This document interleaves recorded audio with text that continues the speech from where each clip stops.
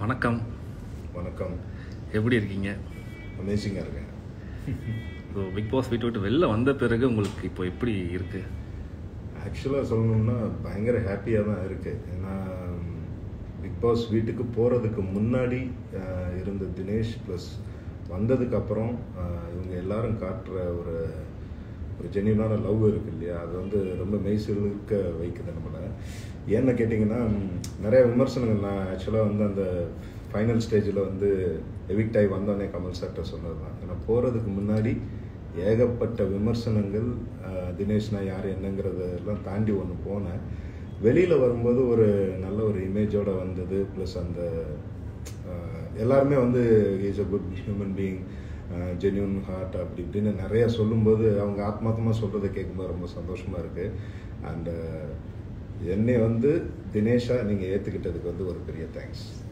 Super. So Bigg Boss வீட்டில் யார் உண்மையாக இருந்தாங்க, யார் பொய்யா இருந்தாங்க நீங்கள் உள்ளே இருக்கும்போது நீங்கள் ஃபீல் பண்ணது?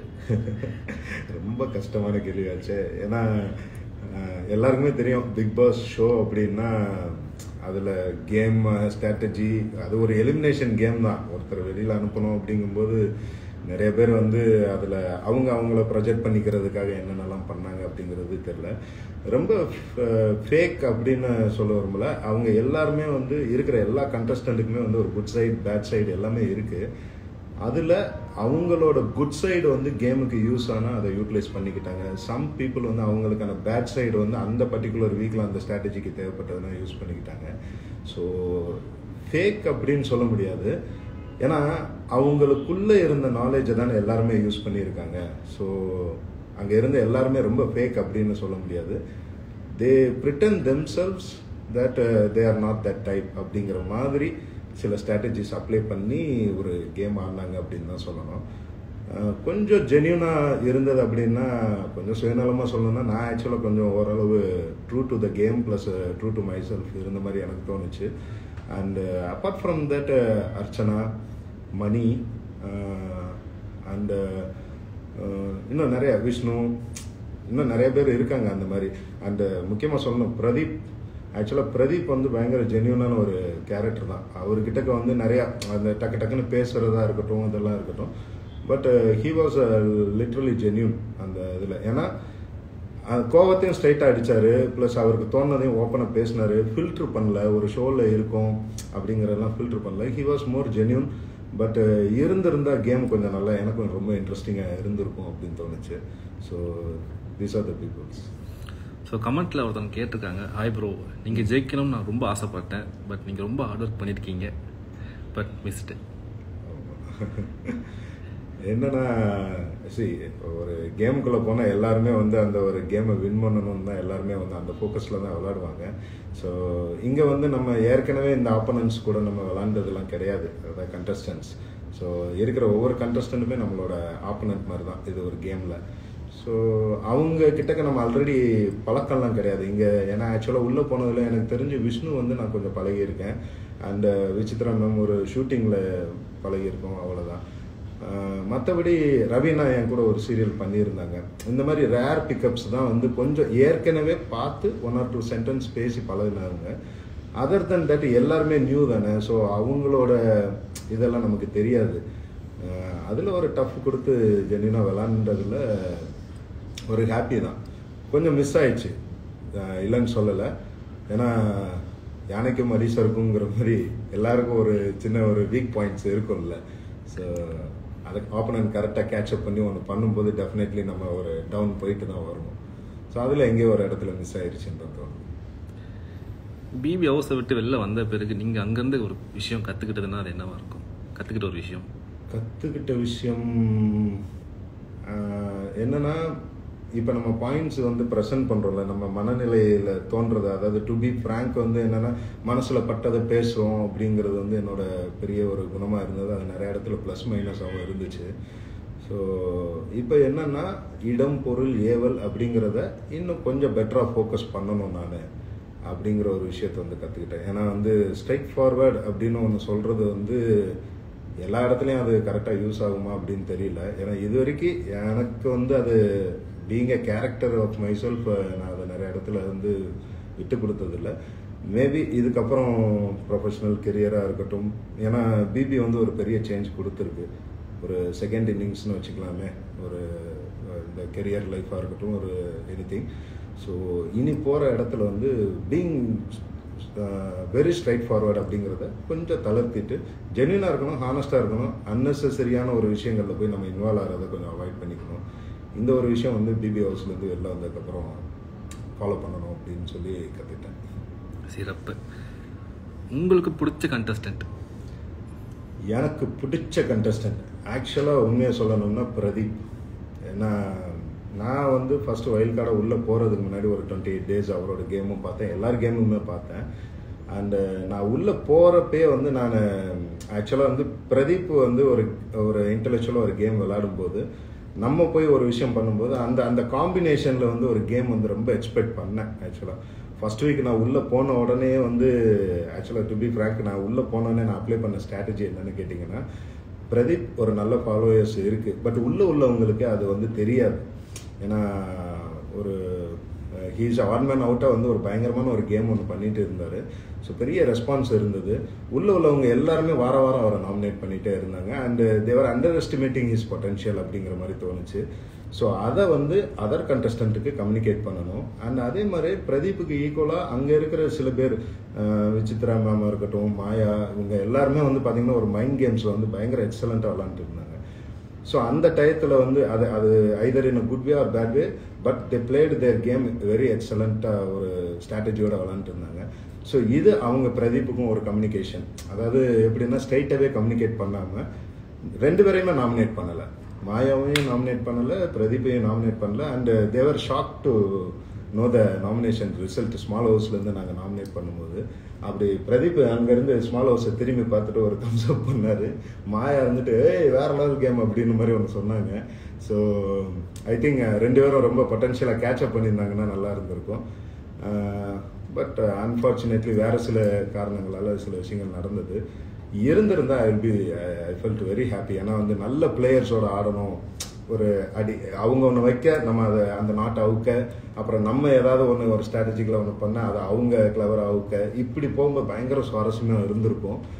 பட் இட்ஸ் ஓகே, அது நடக்கல. But he is a good player.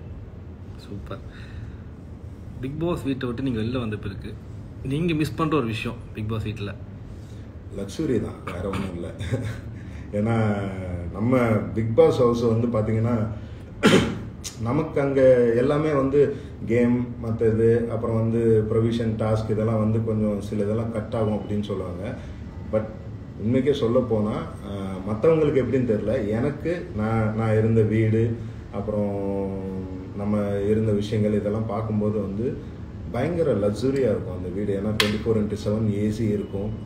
And provision task நம்ம விளையாடி ஜெயிக்கிறது ஒன்று, பட் அந்த ரூல் பிரேக் ஆனால் கேஸ் ஆஃப் ஆகிறது இதெல்லாம் இருக்கட்டும். மெயினாக கரண்ட்டு போகாது, அது ஒரு பெரிய விஷயம். ஸோ இந்த மாதிரி நிறைய லக்ஸுரிலாம் இருக்குது இல்லையா? ஸோ அந்த லக்ஸுரி தான் ஆக்சுவலாக பிக் பாஸ் ஹவுஸ்லேருந்து நான் வெளியில் வரும்போது மிஸ் பண்ண ஒரு விஷயம். மற்றபடி டு பி ஃப்ராங்க் சொல்லணும்னா இந்த ஃப்ரெண்ட்ஷிப்பு மிஸ் பண்ணேன், அவங்களோட இது மிஸ் பண்ணேன், அதெல்லாம் வந்து போங்க, அதெல்லாம் ஒன்றும் கிடையாது. ஏன்னா எல்லாருமே வந்து இப்போ போனதுக்கப்புறம் எத்தனை பேர் கால் பண்ணுவாங்கன்னு தெரியாது.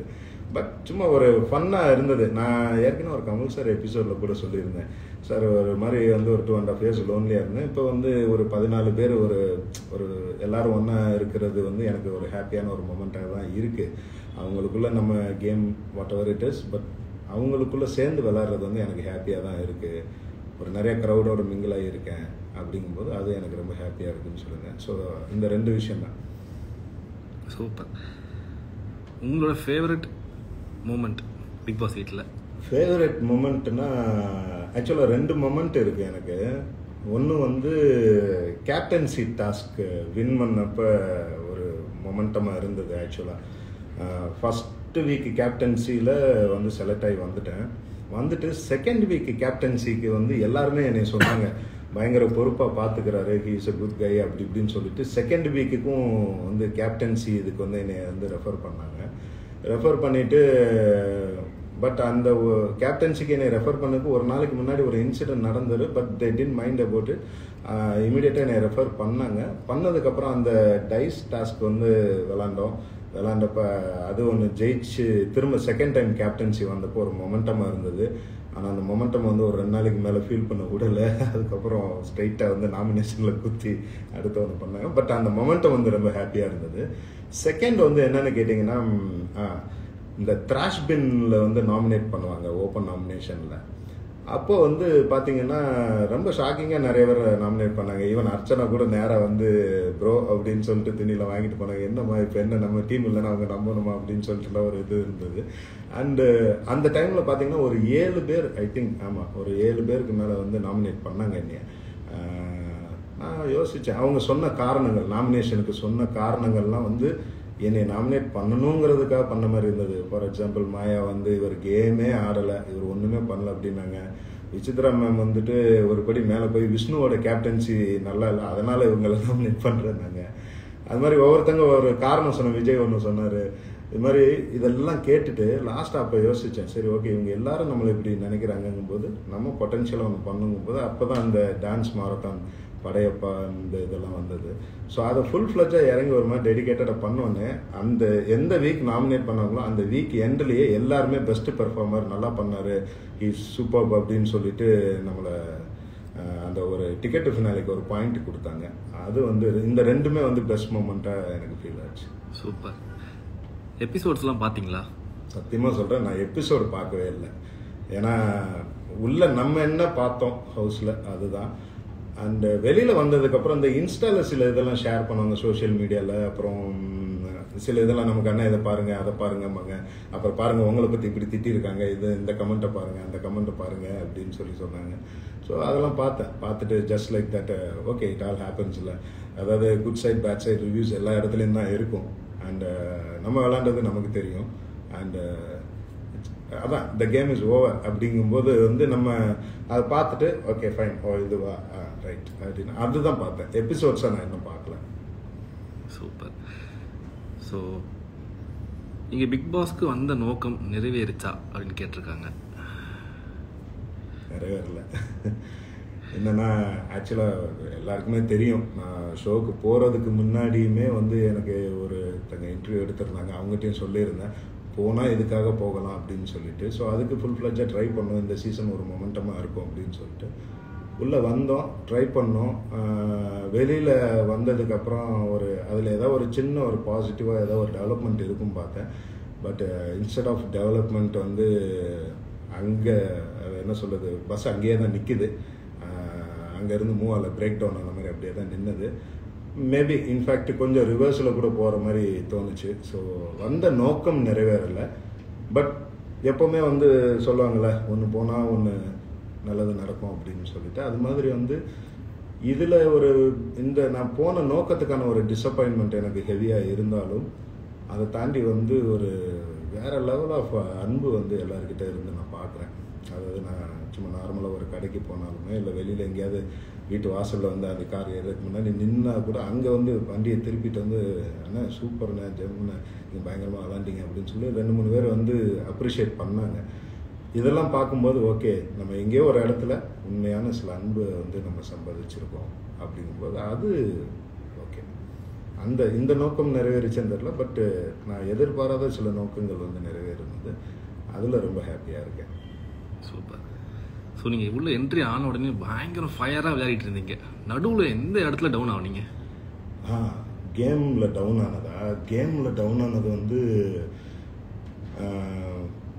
ஆக்சுவலாக வந்து என்னென்னா நான் என்னோடய கேம் ஸ்ட்ராட்டஜியுமே வந்து இந்த ஒரு ஸ்ட்ராட்டஜி டாஸ்க்குன்னு சொல்லிட்டு ஒரு லாஸ்ட்டு 2 வீக்ஸில் சொல்லியிருந்தாங்க. அப்போ சொல்லியிருந்தேன் என்னோடய ஸ்ட்ராட்டஜி இதுதான்.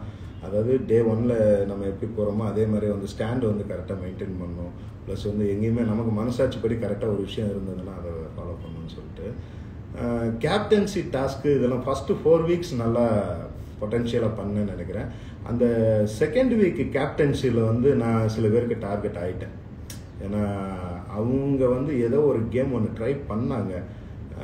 அதில் வந்து நான் அதுக்கு அகென்ஸ்டாக இருந்ததுனாலையோ இல்லை அவங்களோட ஒரு பாத்வேக்கு நடுவில் நான் நின்றுட்டேன்னு நினச்சிட்டு டோட்டலாக அப்படியே டீம் அப் ஆனாங்க. அதான் செகண்ட் கேப்டன் ஆனதுக்கப்புறமா அந்த வீக்லேயே வந்து பார்த்தீங்கன்னா டக்குன்னு வந்து ஒரு நாமினேஷன், ஸ்டேட் நாமினேஷன் பாஸ் வந்து ஒரு டாஸ்க் மூலிமா கிடைச்சோன்னா ஸ்ட்ரைட்டாக ஒரு இது நம்மளை நாமினேட் பண்ணி 3rd வீக் வந்து, அதாவது நான் ஆக்சுவலாக என்ன ட்ரை பண்ணேன்னா 3 வாரம் கண்டினியூஸாக கேப்டன் ஆகி ஒரு மார்க் செட் பண்ணலாங்கிறது ஒரு ஆம்பிஷன் இருந்துச்சு. பட் செகண்ட் வீக் கேப்டன்ஸில் டேரெக்டாக நாமினேட் பண்ணி கேப்டன் ஆக விடாமல் பண்ணாங்க. அதில் கொஞ்சம் அப்செட் ஆனேன். அதுக்கப்புறமும் வந்து ஸ்மால் பாஸில் ஏதாவது போடுவாங்கன்னு பார்த்தா ஸ்மால் பாஸில் போடாமல் பிக் ஹவுஸில் போட்டாங்க. ஆக்சுவலாக பிக் ஹவுஸில் வந்து பெரிய ஒர்க்கே கிடையாது, ஒர்க்கு எதுவும் இல்லை, நம்ம அப்படியே இருப்போம். ப்ளஸ் வேறு ஏதாவது என்டர்டெயின்மெண்ட்டாக டாஸ்க்கு வந்தால் கூட வந்து என்டர்டெயின்மெண்ட் ரிலேட்டடாக டாஸ்க் வரல, கொஞ்சம் அந்த நார்மலாக நம்ம எப்போ பண்ணுற டாஸ்க் மாதிரி தான் வந்துச்சு. அப்போ இவங்க எல்லாருமே நமக்கு அகேன்ஸ்டாக, இப்போ நம்ம தனியாக இருந்தால் கூட மணி அந்த மாதிரி 2-3 பேர் தான் பேசுவாங்க நம்மக்கிட்ட. அவங்க தான் ஒரு கம்பேனியன்ஷிப்பில் ஒரு பேசுறதுக்கு இருக்கும். மற்ற எல்லாருமே வாண்டடாக நம்ம இந்த பக்கம் வந்தால் அந்த பக்கம் போவாங்க, லெஃப்ட் வந்தால் ரைட்டு போவாங்க, அந்த மாதிரி இருக்கும். ஸோ அந்த வீக் வந்து ரொம்ப டல்லாக இருந்தது. ஸோ அந்த டைம் 2-3 டாஸ்க்கு கூட நான் மிஸ் பண்ணேன். அந்த இடம் வந்து ஒரு டவுன்ஃபால். பட் அதுக்கப்புறம் திரும்ப கேட்சப் பண்ணேன். And to be frank, last ஒரு 2-3 வீக்ஸாக வந்து இருக்கும்போது அந்த ஆஃப்டர் நியூ இயர் வந்து எனக்கு அந்த முட்டியில் அடிபட்டதுக்கப்புறம் கொஞ்சம் பெருசாக நான் இங்கே அங்கேயும் நிறைய அப்பியர் ஆகலை அப்படிங்கிறது என்னோட இது. அண்ட் அதான், ஸோ அந்த லாஸ்ட் 2 வீக்ஸ் ப்ளஸ் அந்த நடுவில் ஒரு சின்ன டவுன்ஃபால். வெளியில் ஆனால் நிறைய பேர் என்ன சொன்னாங்கன்னா வந்து நீங்கள் விசித்ரா மேம் அப்படிங்கும்போது அந்த கான்ஃப்ளிக்ட்லேயே வந்து உங்களோட இது டவுன் ஆயிடுச்சுன்னு மாதிரி நிறைய பேர் கமெண்ட்ஸ்லாம் சொல்லியிருந்தாங்க. But I don't think so. ஏன்னா அவங்க பியூராக ஒரு கேம், அவங்க ஒரு கேம் விளாண்டாங்க, நம்ம ஒரு டிஃபென்ஸ் கேம் எடுத்துகிட்டே இருந்தோம். அந்த மாதிரி தான் நான் அதை பார்த்தேன். ஸோ அந்த ஃபேக்ட் வந்து எனக்கு பெருசாக உடன்பாடு இல்லை. பட் நம்மளோட ஆடியன்ஸுக்கு நிறைய தெரியும், அவங்களோட ஒப்பீனியன் ஒன்று இருக்கும். ஸோ அதையும் வந்து வேணாலும் இன்க்ளூட் பண்ணிக்கலாம் நம்ம. ஸோ இதுதான் கொஞ்சம் அந்த டவுன்ஃபால் ஏரியாஸ்னால் இந்த ஏரியாஸ் தான், other than that nothing. Super. கமெண்ட்டில் ஃபுல்லாக fire, love, peoples winner, Dinesh bro. So உங்களுக்காக வந்துகிட்டே இருக்கு. Okay okay, thank you so much. உங்களோட அடுத்த பிளான் என்னவா இருக்கும்? அடுத்த பிளான் அப்படின்னு ஒன்றும் இல்லைங்க. ஆக்சுவலாக நான் பிளானாக ஃபிக்ஸ் பண்ணி ஓகே பிக் பாஸ் போகிறோம், வெளியில் வந்தோடனே ஒரு படம் பண்ணணும், அடுத்து இதை பண்ணணும் அப்படிலாம் எந்த பிளானுமே இல்லை நான். ஏன்னா வித்தவுட் பிளான், ஏன்னா லைஃபே வந்து அடுத்து என்னங்கிறதே தெரியாத ஒரு பெரிய கொஸ்டின் மார்க் இருந்த ஒரு மொமெண்டமில் தான் இந்த பிக் பாஸ் வாய்ப்பு எனக்கு கிடைச்சது. ஸோ இது மூலிமா இப்போ வந்து ஒரு திடீர்னு ஒரு அன்பு கிடச்சிருக்கு, சந்தோஷம். அதை நல்லா அனுபவித்து அப்படியே ஏற்றுக்கிறோம். இதே மாதிரியே வந்து அடுத்து வேலைகள் நிறையா கிடைச்சதுன்னா சந்தோஷம். கிடைக்கிற வேலையை பெஸ்ட்டாக பண்ணுவோம், அவ்வளோதான். இது நான் இந்த ஒரு படம் ஹீரோவை நடிக்கணும், இது பண்ணணும், அடுத்து இந்த வருஷத்துக்குள்ளே இதை பண்ணணும், அடுத்த பிக் பாஸ் வரக்குள்ளே இந்த ஃபேம் வந்து மெட்ரலைஸ் பண்ணணும், அப்படிலாம் ஒன்றும் இது கிடையாது. வந்திருக்கு. நார்மலாக ஒரு ஆர்டிஸ்டாக நான் ஒரு சில சீரியல்கள்லாம் பண்ணும்போது ஒரு சின்ன பாப்புலாரிட்டி இருந்தது. அது வந்து பிக் பாஸ் மூலமாக வந்து தினேஷ் அஸ் ஒரு பர்சனாக எல்லாருக்கும் தெரிஞ்சு ஒரு சின்ன ஒரு என்ன சொல்கிறது, ஒரு ஃபேமில் வந்து ஒரு சின்ன கிராஃப் இன்க்ரீஸ் ஆகிருக்கு. அது மூலமாக ஏதாவது வாய்ப்புகள் வரும்போது அதில் கரெக்டாக பிக் பண்ணி 100% எஃபர்ட் போட்டு இங்கே எல்லோரும் என்டர்டெயின் பண்ணணுங்கிறது மட்டும்தான் நெக்ஸ்ட்டு டார்கெட், வேறு ஒன்றும் இல்லை. சிறப்பு. ஸோ மக்களுக்கு என்ன சொல்ல விரும்புகிறீங்க? மக்களுக்கு சொல்கிற அளவுக்கு நம்ம ஒன்றும் பெரிய ஆள் இல்லைங்க. அவங்களுக்கு தெரியாத ஒன்றும் இல்லை. ஏன்னா அவங்க எல்லாரும் தான். இப்போ நான் எப்படி வந்து எனக்கு நம்பர் ஆஃப் ஃபேக்டர்ஸ் வந்து காதில் கேட்குறோம், நம்ம நிறைய இன்ஃபர்மேஷன்ஸ் கேட்குறோம், நியூஸ் பார்க்குறோம், இதிலேருந்து ஒரு ப்ராசஸ் பண்ணி நம்ம லைஃப் அமைச்சிட்டு போகிறோம். அது மாதிரி வந்து எல்லாருக்குமே மக்களுக்கு பர்டிகுலராக அட்வைஸ் பண்ணுற அளவுக்குலாம் நம்ம ஒன்றும் பெரிய ஆள் கிடையாது. ஒரு சோசியல் மெசேஜ் இப்படிலாம் சொல்கிற அளவுக்குலாம் they know all the good and bad. அவங்கவுங்களோட சொசைட்டி, அவங்கவுங்களோட என்விரான்மெண்ட்டுக்கு ஏற்றபடி அவங்களோட லைஃப்பை வந்து அவங்க டிசைன் பண்ணிட்டு போவாங்க. எல்லாருக்கும் ஒரு ஆம்பிஷன் இருக்கும். வேணும்னா ஒன்று சொல்லலாம், நான் அனுபவித்ததை உங்ககிட்ட ஒன்று ஷேர் பண்ணுறேன். இயற்கையை ரசிக்கணும். எல்லாருமே வந்து இயற்கையை ரசிக்கணும். அந்த இயற்கை அப்படிங்கிறது என்ன அப்படின்னு கேட்டிங்கன்னா, உங்களை சுற்றி ஒரு மழை வருது, புயல் வருது, நல்ல ஒரு வெயில் அடிக்குது அப்படின்னா நம்ம ஒரு விஷயம் அதில் ஒரு 4 நாள் தொடர்ந்து மழை பெஞ்சு ஒரு வெயில் அடித்தா அந்த வெயிலை என்ஜாய் பண்ணுறோம்ல, அது மாதிரி உங்களுக்கு வரக்கூடிய சந்தோஷமான விஷயங்களும் உங்களுக்கு வரக்கூடிய சோகமான விஷயங்கள் எல்லாமே வந்து இயற்கை சார்ந்து தான். ஏன்னா நீங்கள் இந்த தாயின் கருவில் தான் பிறக்கணும்னு சொல்லிட்டு நம்ம தீர்மானிக்கலை, இயற்கை தான் தீர்மானிக்குது. ஸோ அங்கே தீர்மானித்து நீங்கள் அந்த என்விரான்மெண்ட்டில் வளர்றீங்க. உங்களுக்கு கிடைக்கப்படுறதும் உங்களுக்கு கிடைக்காம போகிறது எல்லாமே வந்து இயற்கையோடு சார்ந்த ஒரு விஷயந்தான். ஒரு கேஸ் தியரி மாதிரி வந்து டாட்ஸ் கனெக்டட் ஃபார்முலாஸ் தான். ஸோ அந்த வகையில் வந்து உங்களுக்கு வர்ற இன்ப துன்பங்கள் எல்லாமே இயற்கை தான். நீங்கள் எப்படி ஒரு பச்சை பசேல்னு இருக்கிற ஒரு க்ரீன் சீனரியை ரசிக்கிறீங்களோ அது மாதிரி உங்களோட இன்ப துன்பம் எல்லாத்தையுமே ரசித்து அப்ரோச் பண்ணுங்கள். ஈஸியாக ஓவர் கம் பண்ணுவீங்க. மனசு ஓவர்லோட் ஆகாது. You will be happy for ever. நன்றிகள்.